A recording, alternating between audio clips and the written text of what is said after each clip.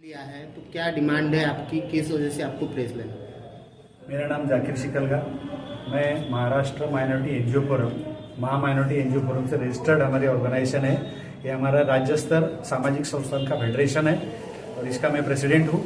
और हम लोग 2 साल से यहाँ पर धरना आंदोलन कर रहे हैं। इस साल भी हम लोग 2 दिन का धरना आंदोलन कर रहे हैं। इस धरना आंदोलन पर हमारी जो डिमांड्स है वो जो हमने 2 साल पहले किए थे उसमें हमें कामयाबी मिली है। इसलिए हमारा भी हौसला बढ़ रहा है कि संवैधानिक तरीके से हमने डिमांड रखना चाहिए और ये डिमांड हम लोग कर रहे हैं। तो ये डिमांड्स में हमारा जो पहला डिमांड है कि बजट का जो प्रोविजन होता है राज्य के बजट से हमें 6,000 करोड़ का बजट मिलना चाहिए। दूसरी बात है कि सरकार ने जो अल्पसंख्यक आयुक्तालय और मार्टी वगैरह ये जो भी मंजूर किया है, तो हम लोग सोच रहे हैं कि जैसा मार्टी का देखेंगे बजट, आप सारथी का देखेंगे तो कहीं ना कहीं लोक संख्या के आधार पर वहाँ बजट दिया गया है। तो हम लोग सोच रहे हैं कि मांग कर रहे हैं कि इस हमारा जो MRT है यानी कि मार्टी, इसको भी कम से कम 1,000 रुपये का सेपरेट बजट दिया जाए।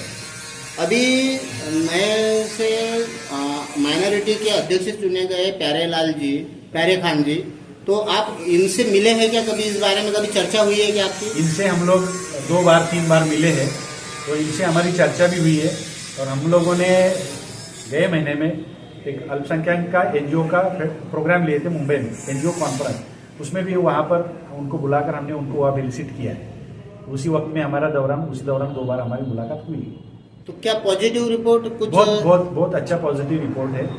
जो भी उनके भी सोच में ऐसा ही है कि देश की प्रगति होना है, अगर हमारा देश बलवान होना है तो अल्पसंख्यक घटक को भी आगे आना चाहिए और डेवलपमेंट के प्रभाव में खड़ा रहना चाहिए। आपकी एक कुछ मांग है कि वक्फ बोर्ड में शिक्षित yes.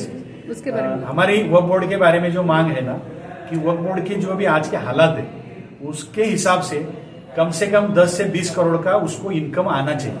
लेकिन वो क्यों नहीं आता है, तो उसके पीछे का कॉज है कि वहाँ जो वक्फ बोर्ड के जो CEO बैठते हैं वो कहीं भी एक बार भी IAS या IPS नहीं रखा। इसलिए वहाँ के प्रशासन में बहुत सारी गड़बड़ी होती है या कि दिरंगाई होती है।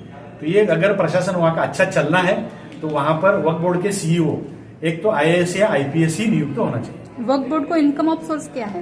वक्फ बोर्ड के इनकम ऑफ सोर्स ऐसे रहता है कि जो धर्मादाय आयुक्त में होता है कि जो धर्मादाय संस्था रहती है उसका जो बजट बनता है वो बजट से उनके पास जो बैलेंस अमाउंट रहती है उसके ऊपर वो 2.5% या 5% का टैक्स लेते हैं। वही कंसेप्ट इधर भी है। तो उनका जो टर्नओवर रहेगा उस वक्फ ट्रस्ट का, उससे 5% का या 7% का वो प्रोविजन है। 5% कहीं पर है, कहीं 7% है, तो उससे उनको इनकम आता है और आना भी चाहिए।